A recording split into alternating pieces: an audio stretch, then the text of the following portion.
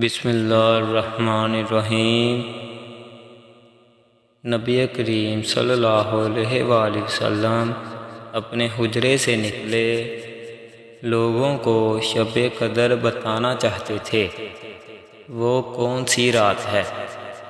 इतने में दो मुसलमान आपस में लड़ पड़े। आप सल्लल्लाहु अलैहि वसल्लम ने फरमाया, मैं तो इसलिए बाहर निकला था कि तुमको शब कदर बतलाऊं, और फ़लाँ फ़लाँ आदमी लड़ पड़े तो वो मेरे दिल से उठा ली गई, और शायद इसी में कुछ तुम्हारी बेहतरी हो। तो अब ऐसा करो कि शब कदर को रमज़ान की 27वीं, 29वीं व 25वीं रात में ढूंढा करो।